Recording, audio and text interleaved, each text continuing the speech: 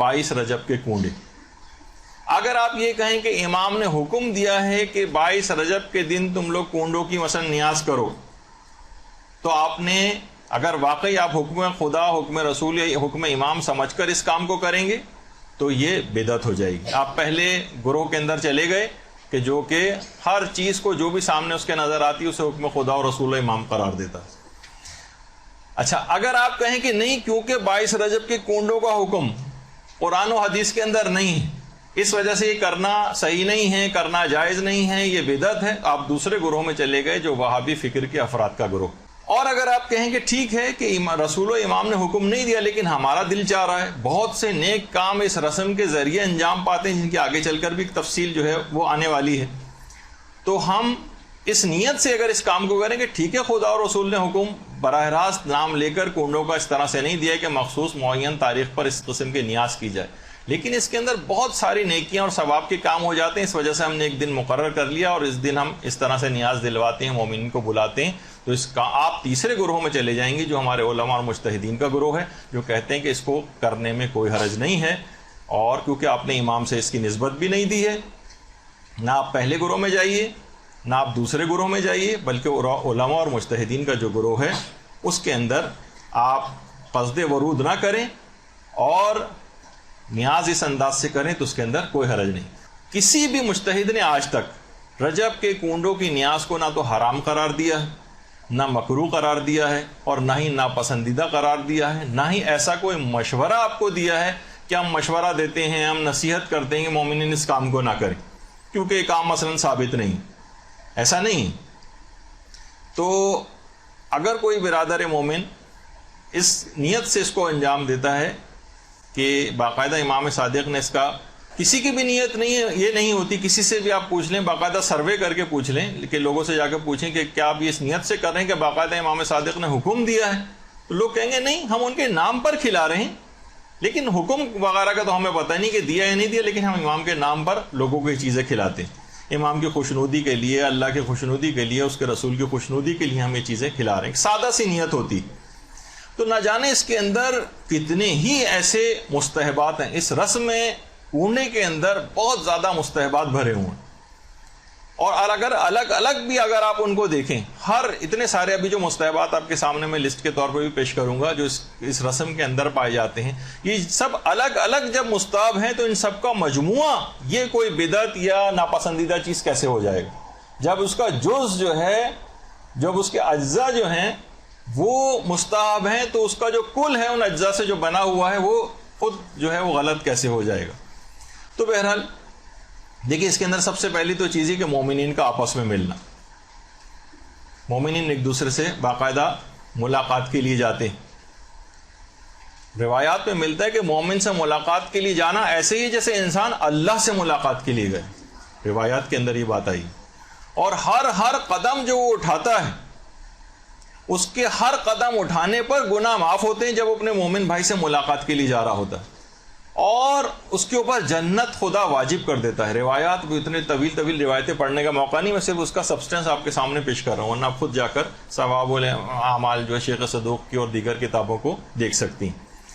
تو مومنین کا آپس میں ملنا یہ کنڈے کے ذریعے ہوتا ہے. اسی طریقے سے مومنین ایک دوسرے کو آتے ہیں، ظاہر سلام کرتے ہیں.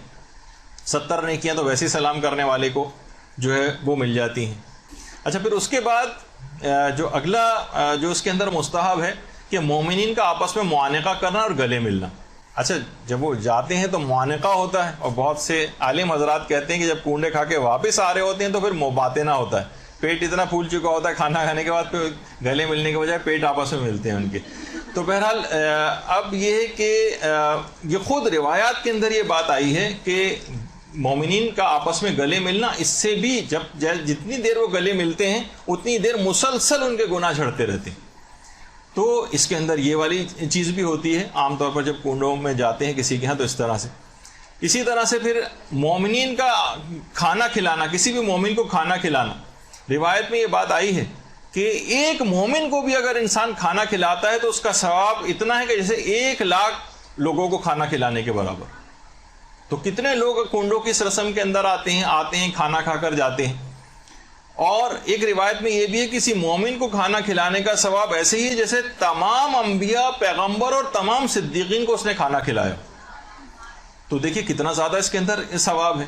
اسی طرح سے پھر مومن کو شیرینی کھلانا، تو شیرینی کھلانے کا اتنا ثواب ہے کہ روایات میں ہے کہ جو شخص کسی مومن کو شیرینی میٹھی چیز کو ہی کھلاتا ہے تو سکرات موت سے اس کو نجات مل جاتی. سکرات موت کے وقت کی جو سختیاں ہیں وہ اس کے اوپر سے بالکل نہیں ہوں گی، جو جس وقت حالت احتضار ہوتی. کتنا زیادہ کروشل اور کتنا زیادہ سخت ترین مرحلہ ہے سکرات موت کا، کہ عرفاء کے دل ٹکڑے ٹکڑے ہو جاتے ہیں. اس موقع پر ہی فیصلہ ہو جاتا ہے اکثر چیزوں کا، جس وقت سکرات موت کی کیفیات طاری ہوتی ہیں. تو اس موقع پر جتنی بھی سختیاں ہوں گی وہ مومن کو شیرینی کھلانے سے خوشنودی خدا کی خاطر اگر یہ والی نیت ہو تو انسان جو ہے اس عظیم ثواب اور فائدے کو جو ہے وہ حاصل کر لے گا. اچھا، اسی طرح سے مثلا مومن کو پانی پلانا، پانی پلانے کا بہت زیادہ ثواب، اس میں پانی بھی آ کر پیا جاتا ہے. روایتوں میں ہے کہ جنت کے جو رحیق مختوم جو چشمہ ہے وہاں سے اس کو سیراب کیا جائے گا. اور روایت میں یہ بھی ہے کہ سب سے پہلے قیامت کے دن سب سے پہلے جس عمل کا اجر آپ کو دیا جائے گا اور فائدہ وہ پانی پلانے کا ہے. یعنی دیگر تمام اعمال آپ کے ایک طرف ہو جائیں گے اور سب سے پہلا جو ثواب آپ کو دیا جائے گا، سب سے پہلا فائدہ اعمال کا دیا جائے گا وہ آپ پانی پلانے کا. روایت کے اندر یہ چیز آئی. اور ایک روایت میں یہ بھی کہ اگر کوئی شخص کسی کو پانی پلاتا ہے تو جنت کے تمام دروازے اس کے لیے کھول دیے جائیں گے کہ جس دروازے سے چاہے اندر داخل ہو جائے. دیکھیے یہ سب بھی کنڈوں کے اندر ہوتا ہے. یعنی اس کے اجزاء اگر آپ دیکھیں الگ الگ تو کتنی زیادہ آپ کو ثواب ملتا ہے. اسی طرح سے مومن کا اکرام کرنا، اس کی عزت کرنا. گھر میں بے انتہا برکت ہوتی ہے مہمانوں کے آنے سے. روایت میں ملتا نہیں کہ امیر المومنین ایک غمگین ہو جاتے تھے، اور ایک دفعہ لوگوں نے دیکھا کہ امیر المومنین بہت غمگین ہے تو کہنے لگے 7 دن ہو گئے ہیں، افسوس کر رہے تھے کہ 7 دن ہو گئے اور کوئی مہمان میرے گھر پہ نہیں آئے. تو آپ یہ دیکھیں کہ مہمان کا اکرام، جب بھی کنڈوں میں کوئی مہمان آتا ہے اس کا اکرام کیا جاتا ہے اور اس انداز سے اس کی خاطر مدارت ہوتی. اس کے اندر خود صلہ رحمی ہوتی. کتنے رشتہ داروں کو جو ہے بلایا جاتا ہے. روایتوں میں ہے کہ اگر کوئی رشتہ داری نبھانے کے لیے صلہ رحمی اگر کسی سے کرتا ہے، ملاقات کے لیے جاتا ہے مثلا، تو 100 شہیدوں کا ثواب اس کو دیا جاتا ہے. عمر اس کی بڑھ جاتی ہے، مال میں اس کے برکت آ جاتی ہے، موت کی سختی اس کو کم کر دی جاتی ہے. اور ہر قدم جو آپ اپنے رشتہ دار سے ملاقات کے لیے اٹھاتی ہیں اس کے گھر جانے کے لیے، ہر قدم پہ 40,000 نیکیاں آپ کو ملتی ہیں. ہر قدم پر 40,000 گناہ آپ کے معاف ہوتے ہیں اور ہر قدم پہ 40,000 درجات آپ کے بلند ہوتے ہیں. صلہ رحمی، رشتہ داروں کے اس انداز سے جو بھی تقاریب اس کے اندر ہوتی ہیں اس میں جانا، اور حساب و کتاب کا مرحلہ جو عالم آخرت میں وہ بھی بہت آسان ہو جاتا ہے اس صلہ رحمی کے نتیجے. دوسرا یہ کہ دلوں کے کینے اور کدورتیں دور ہوتی ہیں. کتنے ایسے رشتہ دار ہیں کہ جو بظاہر آپس میں ان کے تعلقات کشیدہ ہو رہے ہوتے ہیں، لیکن جب کبھی ایسا موقع ہوتا ہے تو ایسے رشتہ داروں کو عام طور پہ بلا لیا جاتا ہے فون کر کے. وہ آ جاتے ہیں اور آپس کی رنجشیں دور ہو جاتی ہیں، وہ آ جاتے ہیں اور آپس کے دلوں کے کینے دور ہو جاتے ہیں، اور اس طرح سے میل جول پھر شروع ہو جاتا ہے. یہ چیزیں ساری پروڈکٹیو ہیں، ان سے فائدہ اٹھانا چاہیے. آپ کے پاس اگر ایسی رسمیں موجود ہیں.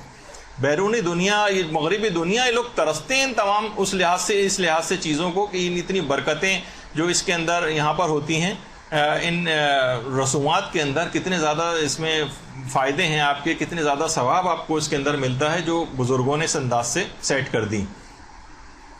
تو بہرحال دلوں کے اس لحاظ سے کدورتیں دور ہوتی ہیں، کینے ان لوگوں کے دور ہونے لگتے ہیں. اچھا، اسی طرح سے مومن کو مثلا دعوت دینا، اس کا اب اتنا وقت نہیں کہ ہر ایک کے ثواب بتایا جائے. مومن کو دعوت دینے کا الگ ثواب ہے. پھر مومن کی جو دعوت ہے اس کو قبول کرنے کا الگ ثواب ہے. مومن کی دعوت کو قبول کرنا. پھر اس کے بعد ہے مومن کے دل کو خوش کرنا. اس کی بھی بے پناہ روایتیں. کسی کے گھر جاتے ہیں وہ مومن بھی خوش ہوتا ہے، آپ بھی جس کے گھر جاتے ہیں آپ کو بھی خوشی ہوتی ہے، اس مومن کو بھی خوشی ہوتی ہے. روایت کے اندر یہ ہے کہ جب کسی مومن کے دل میں کوئی خوشی پیدا کرتا ہے تو خدا اس خوشی سے ایک فرشتے کو پیدا کر دیتا ہے جو اس کی طرف سے عبادات کرنا شروع کر دیتا ہے. اور وہ یہاں تک کہ وہ فرشتہ پھر ہٹتا نہیں، یہاں تک کہ مومن کے انتقال کے وقت اس کی قبر میں آ جاتا ہے اور اس کے مونس بن جاتا ہے. وہاں پر اس کا دل بہلائے گا وہ، اور اس کے بعد پھر روز قیامت میں اس کا شفیع بن جائے گا. اسے عذاب آنے لگیں گے تو ان کو برطرف کروائے گا، یہاں تک کہ جنت میں بھی اس کی رہنمائی کے لیے موجود ہوگا. اسی اعتبار سے تو بہرحال لوگ ہیں وہ خوش ہوتے ہیں، ان کے گھر میں آئیں مہمان پورے وقت وہ تیاری کر رہے ہوتے ہیں, ان کو بہت خوشی ہوتی ہے. جب بھی وہ اکثر لوگ اعتراض بھی کرتے ہیں ہم نے آپ کو بلایا تھا آپ ہمارے گھر نہیں آئے, ان کے دل کو خوشی پہنچانے کے لحاظ سے جانا یہ خود ایک کار ثواب ہے.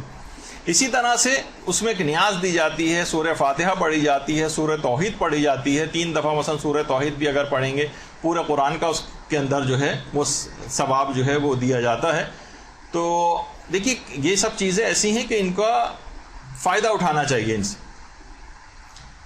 اور ان رسومات کو ختم نہیں کیا جائے بلکہ اس میں جو کچھ برائیاں یا خرابیاں آ گئی ہیں ان کو دور کرنے کی کوشش کی جائے. اکثر افراد یہی کرتے ہیں کہ دلیل لیتے ہیں بھائی دیکھیے اس کے اندر کتنے حرام ہو رہے ہیں, تو حرام ہو کیسے ختم کریں, اس رسم کو ختم کر دو. نہیں, یہ طریقہ کار غلط ہے.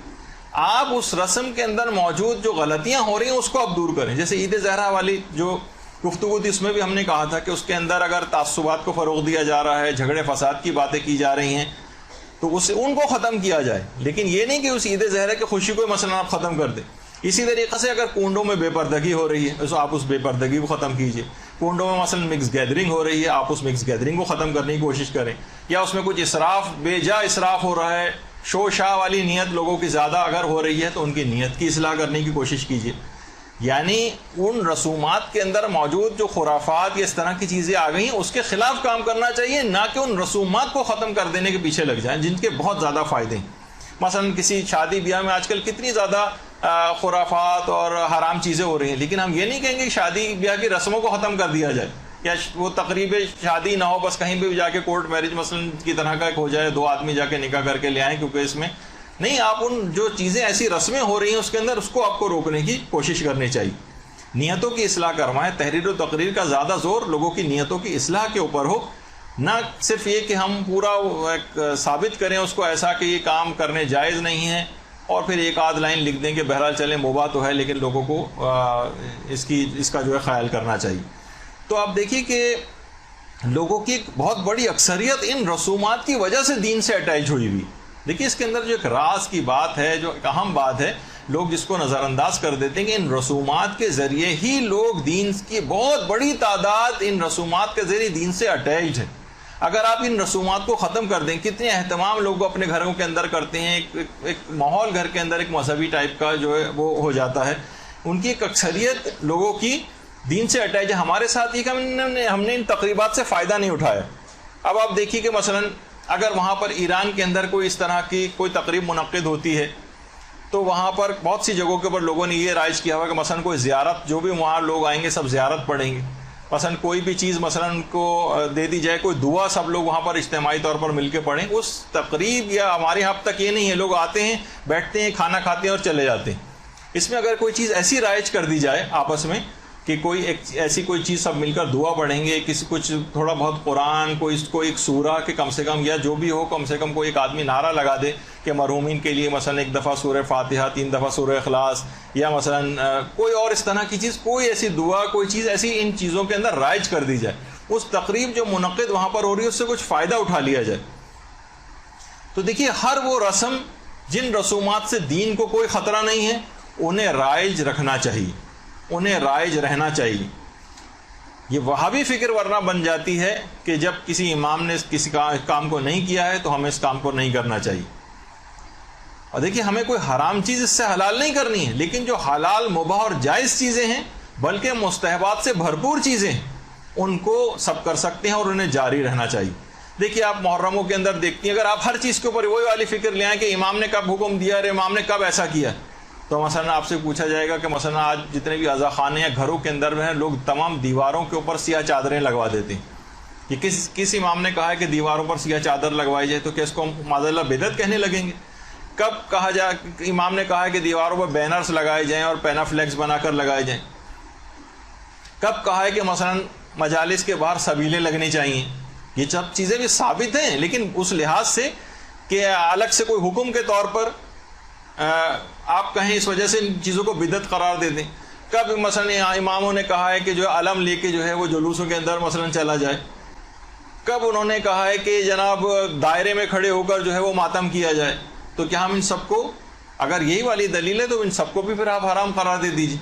نہیں, ہم یہ کہیں گے یہ سب چیزیں جائز اور مباح ہیں اور بہت اچھی رسومات ہیں اور ایک انداز ہے یہ تمام چیزیں غم منانے کا، خوشیاں منانے کا، شریعت کے کسی اصول سے متصادم بھی نہیں ہیں، تو لہٰذا ان کو جاری رکھنا چاہیے۔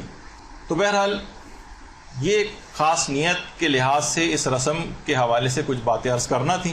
البتہ جو لوگ اس میں کچھ سوالات پوچھتے ہیں، چند ایک دو چار باتیں، وہ کوئی فقہی مسئلے تو ظاہر ہے نہیں ہے، لیکن لوگ پھر بھی اس لحاظ سے پوچھتے ہیں اس کو کہ مثلاً کیا بہت سی جگہوں کے اوپر ہے کہ نیاز فقط جو ہے وہ مرد کھا سکتے ہیں، حضرت زہرا کی نیاز جس پہ دلائی جائے وہ مثلاً فقط عورتیں کھا سکتی ہیں۔ ایسا شریعت کے اندر کوئی مسئلہ نہیں ہے، کسی کے لیے بھی کوئی نظر و نیاز دلوائی جائے وہ سب کھا سکتے ہیں، یہ کوئی فقہی مسئلہ نہیں۔